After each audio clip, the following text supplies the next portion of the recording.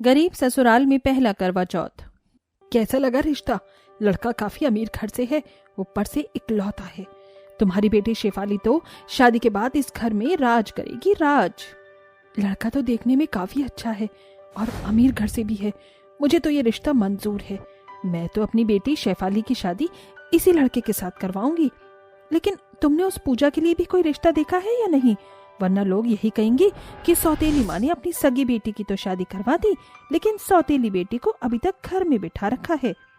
अरे हाँ बाबा, मैंने रिश्ता देख लिया है और जैसा तुमने कहा था कि उसके लिए गरीब से गरीब परिवार ढूंढो, इससे गरीब परिवार तो पूरे शहर में कहीं नहीं होगा। ये लोग एक छोटी सी झोपड़ी में रहते हैं और दिन का मुश्किल से 100 या 200 रुपए ही कमा पाते होंगे। तुम्हारी सौतेली बेटी पूजा अपने ससुराल में बड़े ही दुख दर्द के साथ रहेगी। यही तो मैं चाहती थी। जो खुशियाँ इसे यहाँ मायके में नहीं मिली, वो खुशियाँ उसको ससुराल में भी ना मिले और जिंदगी भर वो दुख दर्द के साथ ही रहे। माधवी अपनी सगी बेटे शेफाली और सौतेली बेटी पूजा के साथ रहती थी। पूजा की माँ की मृत्यु उसके जन्म देने के समय ही हो गई थी, जिसके चलते पूजा के पिता ने माधवी से दूसरी शादी कर ली थी। लेकिन पूजा के पिता की मृत्यु के बाद माधवी ने पूजा पर अत्याचार करना शुरू कर दिया। ऐसे ही दोनों सगी और सौतेली बहनों का बचपन बीतता है और दोनों शादी के लायक हो जाती हैं। शादी के लिए माधवी शेफाली के लिए अच्छा रिश्ता देखती है, वहीं अपनी सौतेली बेटी के लिए गरीब रिश्ता। समय गुजरता है और दोनों बहनों की शादी हो जाती है और वो अपने ससुराल चली जाती हैं। अरे पूजा बहू, तू अभी तक उठी नहीं? सुबह के 8 बज चुके हैं। माँ जी, वो थोड़ी तबीयत ठीक नहीं लग रही थी तो सोचा थोड़ी देर आराम कर लूं। मैं अभी उठकर सारे काम कर देती हूँ। नहीं पूजा बहू, तू आराम कर ले। शादी की थकान होगी ना, काम तो माला कर लेगी। तू आराम कर, मैं तेरे लिए अभी गर्मा गर्म अदरक की चाय बनाकर लाती हूँ। शोभा पूजा के लिए गर्मा गर्म चाय बनाकर लाती है, जिसे देखकर पूजा को काफी खुशी मिलती है। जो प्यार पूजा को उसके मायके में नहीं मिला, वो प्यार अब उसे उसके ससुराल में मिलता है। वहीं दूसरी तरफ, माँ जी देखिए ना, मेरा हाथ जल गया। खाना बनाने के समय गलती से सारा तेल मेरे हाथ पर आ गया। तो इसमें मैं क्या करूं? गलती तेरी है, तुझे ध्यान से बनाना चाहिए था ना। अंदर कमरे में ट्यूब रखी है, जाकर लगा ले और उसके बाद मेरे लिए 1 कप कॉफी बना दियो। मेरा कॉफी पीने का टाइम हो गया है। माँ जी, मेरा हाथ जल गया है और आपको कॉफी पीने की पड़ी है। अगर आपकी जगह कोई पराया इंसान भी होता तो उसे भी ये देखकर बहुत बुरा लगता। लेकिन मैं तो आपकी बहू हूँ, फिर भी आपको कोई फर्क नहीं है मेरे लिए। क्योंकि तू मेरी बहू है, बेटी नहीं। बहू है, बहू ही बन के रहे, बेटी बनने की कोशिश मत कर, समझी? अपनी सास का ऐसा रवैया देखकर शेफाली को बहुत बुरा लगता है और वो अपने कमरे में रोती हुई चली जाती है कि तभी वहाँ उसका पति राघव वहाँ आ जाता है। तुम औरतों को भी रोने के अलावा और कोई काम नहीं होता ना? पूरा दिन बस खिट-पिट और रोना ही तुम लोगों का काम है। खैर छोड़ो, मैंने यहाँ अपनी एक बहुत इंपॉर्टेंट फाइल रखी थी, क्या तुमने वो फाइल देखी है? मेरा यहाँ हाथ जल गया है और मैं रो रही हूँ, लेकिन आप है कि आपको अपनी फाइल की पड़ी है। मैं आपके लिए इम्पोर्टेंट हूँ या नहीं, ये आपकी फाइल ही इम्पोर्टेंट है। घर के कामों में ये सब तो होता ही रहता है, इस पर इतना रिएक्ट करने वाली कौन सी बात है? और मेरी फाइल तुमसे ज्यादा इम्पोर्टेंट है। रोना बंद करो और यहाँ मेरी फाइल ढूंढने में मदद करो। शेफाली अपने पति और सास के रवैये को समझ चुकी थी कि उसकी शादी भले ही अमीर घर में हुई है, लेकिन यहाँ उसे पैसों के अलावा और कुछ नहीं मिलेगा। वहीं गरीब ससुराल में शादी होने के बाद भी पूजा को उसके ससुराल वालों का प्यार मिलता है। समय गुजरता है, महीने बीतते हैं और करवा चौथ का दिन करीब आ रहा होता है। पूजा बहू, करवा चौथ आने वाला है और ये तेरा पहला करवा चौथ है। किसी भी पत्नी के लिए उसका पहला करवा चौथ बड़ा ही खास होता है। हम लोग भी यही चाहते हैं कि तेरा करवा चौथ बड़ी धूमधाम से बनाए, लेकिन हमारे पास इतने पैसे नहीं हैं। फिर भी हम तेरा पहला करवा चौथ अच्छे से अच्छा करने की कोशिश करेंगे। चल जल्दी से तैयार हो जा, मार्केट जाकर तेरे लिए करवा चौथ का सामान लेना है। पूजा तैयार होती है और अपनी सास और ननंद के साथ बाजार चली जाती है, जहाँ उसकी सास उसे सस्ती ही लेकिन एक बहुत सुंदर साड़ी दिलाती है। माँ जी, साड़ी तो बहुत सुंदर है। अरे माला, वो देखो वहाँ पर मेहंदी वाला है, चलो उसके पास चलकर हम लोग मेहंदी लगवाते हैं। मेहंदी वाले भैया, कितने की मेहंदी लगाते हो आप? बहन जी, 1 हाथ 100 रुपए का। हमारे पास तो सिर्फ 150 रुपए ही बचे हैं। इतने में मेहंदी लगवाना तो बहुत ही मुश्किल है। अब हम लोग क्या करेंगे? माला इतना बोल ही रही होती है कि तभी वहाँ शोभा को अरे वो देखो, वहाँ पर मेहंदी के पत्ते हैं। चलो हम कुछ पत्ते तोड़ लेते हैं और घर जाकर पीस कर उसकी मेहंदी लगाएंगे। कहते हैं पत्तों की मेहंदी बड़े ही रंग लाती है। तीनों सास बहू ननद मिलकर मेहंदी के पत्ते तोड़ते हैं और घर आकर उन्हें अच्छे से पीसकर अपने हाथों में मेहंदी लगाते हैं। वहीं दूसरी तरफ शेफाली को भी करवा चौथ की बड़ी खुशी होती है और वो इस बारे में अपनी सास से कहती है, माँ जी करवा चौथ आने वाला है, इसलिए हम चलकर साथ में शॉपिंग करते हैं। मैं तो हमेशा यही सोचती थी कि मैं अपना पहला करवा चौथ बड़े ही धूमधाम से बनाऊंगी। मैं अपने पहले करवा चौथ के व्रत के लिए बहुत एक्साइटेड हूँ। हमारे यहाँ ऐसी बकवास रस्मी व्रत नहीं रखे जाते हैं। हम लोग मॉडर्न ख्यालात के हैं और हमारी फैमिली इन सब चीजों में नहीं मानती, समझी? और तुझे भी ये व्रत रखने की कोई जरूरत नहीं है। तो इस घर की बहू है तो इस घर के कायदे कानून से ही चलेगी। अगर अपनी मर्जी करने की कोशिश की तो इस घर में रहने की भी कोई जरूरत नहीं है। शेफाली को अपनी सास की बातों का बहुत बुरा लगता है और वो मजबूरन करवा चौथ का व्रत नहीं रख पाती। वहीं दूसरी तरफ पूजा अपनी सास के साथ करवा चौथ का व्रत रखती है, कथा सुनती है और चांद निकलते ही अपने पति के हाथों से पानी पीकर अपना व्रत तोड़ती है। और बेचारी शेफाली अपनी छत पर बैठे बैठे चांद को ही देखती है कि तभी शेफाली के मन में पूजा का ख्याल आता है और वो पूजा से मिलने के लिए उसकी ससुराल जाती है। अरे शेफाली, तुम यहाँ, वो भी ऐसे अचानक? पहले बताती, मैं तुम्हारे आने की तैयारी कर लेती। मैं तो बस ये देखने आई थी कि तुम कैसे अपना पहला करवा चौथ का व्रत बना रही हो। गरीब परिवार में शादी होने के बावजूद भी तुम्हारे ससुराल वाले तुम्हारे लिए करवा चौथ का व्रत इतनी अच्छी तरह से बना रहे हैं। तुम तो बहुत नसीब वाली हो जो तुम्हें इतना अच्छा ससुराल मिला है। वो तो ठीक है, लेकिन तुम्हारी आंखों में ये आंसू क्यों? तुम्हारे ससुराल में सब ठीक है ना? पूजा के पूछने पर शेफाली रोते हुए अपने ऊपर बीती हर एक चीज पूजा को बता देती है, जिसे सुनकर पूजा, तुम मेरी बहन हो, भले ही तुमने मुझे अपनी कभी बहन न माना हो, लेकिन मैं तो तुम्हें हमेशा से अपनी बहन मानती थी। तुम रो मत, सब ठीक हो जाएगा। मैं तुम्हारे ससुराल चलती हूँ और तुम्हारे ससुराल वालों को समझाती हूँ, देखना वो जरूर मान जाएंगे। शेफाली के साथ मिलकर उसके ससुराल पूजा जाती है और उसकी सास से बात करती है। करवा चौथ का व्रत हर एक औरत के लिए बहुत खास होता है। यह उसकी जिंदगी का सबसे बड़ा व्रत होता है जो वो अपने पति की लंबी आयु के लिए रखती है। हम लोग भले ही कितने मॉडर्न हो जाएं, लेकिन अपनी संस्कृति को कभी भूल नहीं सकती। शेफाली बस आप लोगों से आपका प्यार ही चाहती है और कुछ नहीं। आप लोग बस उसे प्यार दीजिए और अपनी संस्कृति की इज्जत कीजिए।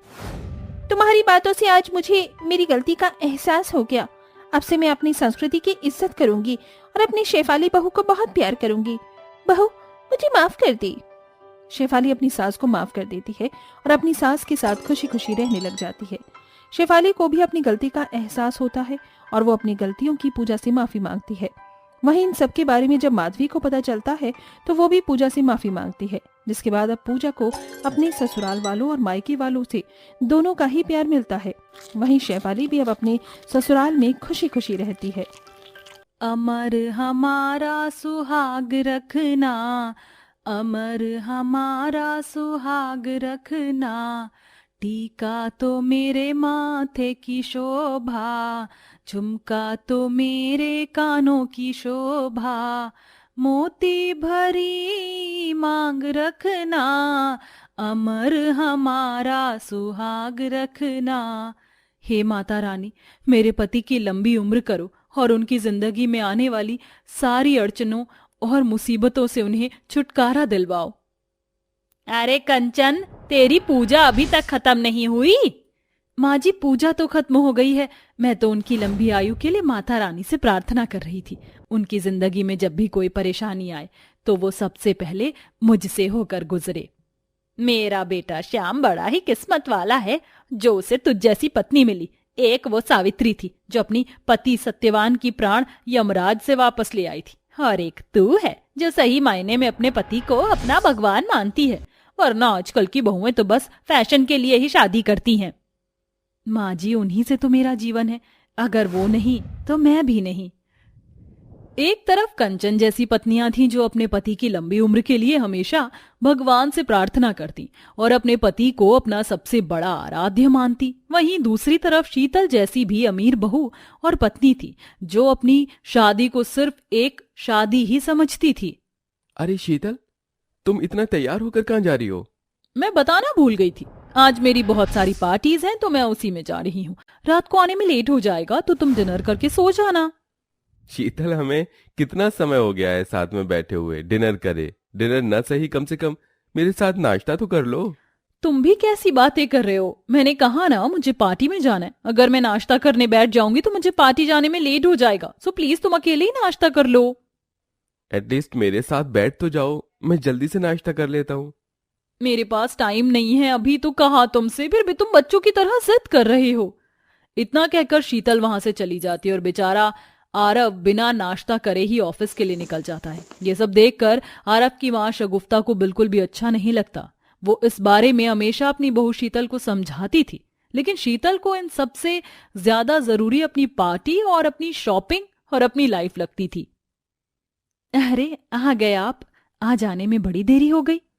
क्या करूं कंचन, आज सेठ ने इतना काम दे दिया था कि निकल ही नहीं पाया। मुझे बहुत भूख लग रही है, जल्दी से खाना लगा दो। आप जाकर हाथ मुंह धो लीजिए, मैं अभी आपके लिए खाना लाती हूँ।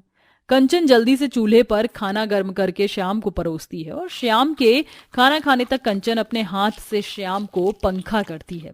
अब पंखा ही करती रहोगी या तुम भी कुछ खाओगी? मैं जानता हूँ जब तक मैं खाना नहीं खा लेता तुम भी खाना नहीं खाती हो। चलो अब जल्दी से मुंह खोलो, आज मैं तुम्हें अपने हाथों से खाना खिलाऊंगा।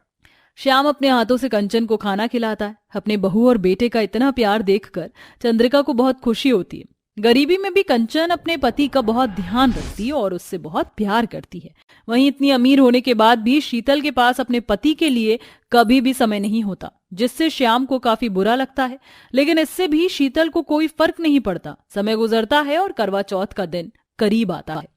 कंचन ये लो 1000 रुपए, करवा चौथ आने वाला है ना, तो तुम इसमें अपने लिए नई साड़ी, चूड़ियां और बिंदी और पूजा का सारा सामान ले आना। इसकी क्या जरूरत थी? मेरे पास एक साड़ी रखी तो है, मैं वही पहन लेती हूँ। तुम 2 साल से एक ही साड़ी पहन रही हो। मैं नहीं चाहता कि इस साल भी तुम वही साड़ी पहनो, इसलिए ये लो और जाकर अपना करवा चौथ का सारा सामान ले आओ। कंचन अपना झोला उठाती है और करवा चौथ का सामान खरीदने के लिए बाजार में निकल जाती है। वहीं दूसरी तरफ मुझे 50,000 रुपए चाहिए, करवा चौथ आ रहा है ना, उसकी शॉपिंग के लिए। 50,000 रुपए? लेकिन शीतल, तुमने तो परसों ही मुझसे 1 लाख रुपए लिए थे। तुम इतने पैसों का करती क्या हो? कम पैसों में भी तो तुम अच्छी खासी शॉपिंग कर सकती हो। इतने अमीर घर में शादी करने के बावजूद भी अगर मुझे कम पैसों में ही शॉपिंग करनी होती तो मैं किसी मिडिल क्लास फैमिली में शादी नहीं कर लेती।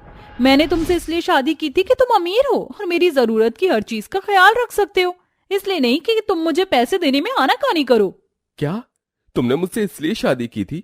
मैं अमीर हूं, तुम्हें मुझसे कोई प्यार नहीं था और मैं आज तक ये समझता रहा कि तुमने मुझसे शादी के लिए इसलिए हाँ करी कि तुम मुझसे प्यार करती हो। तुम्हारे लिए भले ही शादी मजाक हो, लेकिन मेरे लिए मजाक नहीं है शीतल। तुम्हें पैसे ही चाहिए ना, ये लो मेरा क्रेडिट कार्ड। तुम्हें जितने पैसे चाहिए ले लो, 2 लाख, 3 लाख, 4 लाख, 10 लाख। तुम्हें पैसों से प्यार है ना, तुम पैसों से ही प्यार करो, लेकिन एक दिन देखना तुम मेरे लिए बहुत रोओगी, बहुत।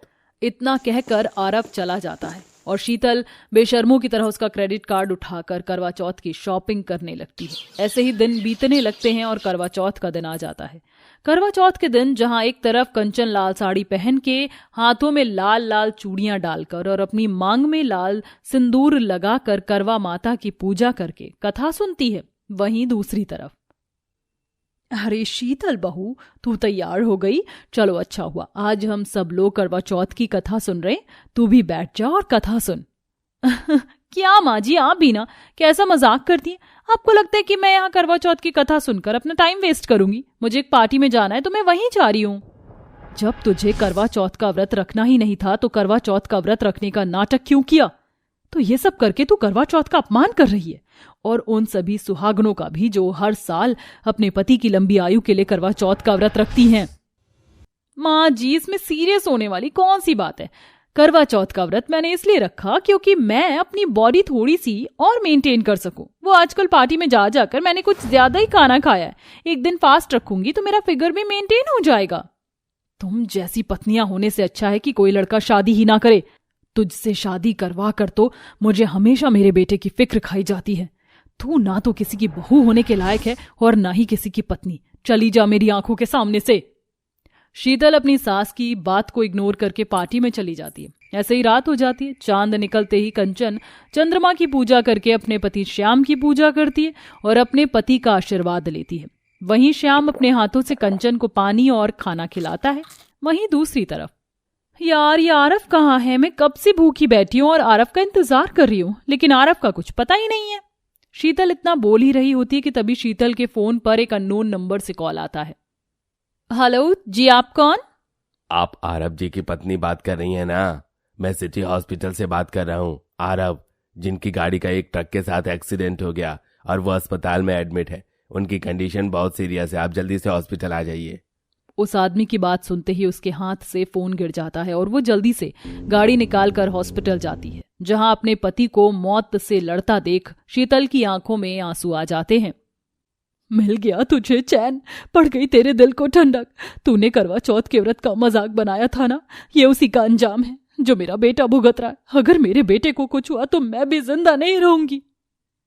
मुझे माफ कर दीजिए, मेरी ही गलती के कारण ये सब हुआ है। मेरी ही गलती से आज मेरे पति की जिंदगी और मौत के बीच झूल रही है, लेकिन मैं अपने पति को कुछ नहीं होने दूंगी। शीतल भागते हुए माता रानी के मंदिर जाती है और अपने कर्मों की रो रो कर माफी मांगती है। वहीं दूसरी तरफ आरव का ट्रीटमेंट चल रहा होता है। शीतल को अपनी गलती का एहसास होता देख माता रानी भी शीतल पर सुहागन होने का आशीर्वाद बरसाती हैं और आरव की जान बच जाती है। अब शीतल अपने पति का बहुत ध्यान रखती है और अपनी सारी बुरी आदतें छोड़कर अपनी शादीशुदा जिंदगी को समय देती है।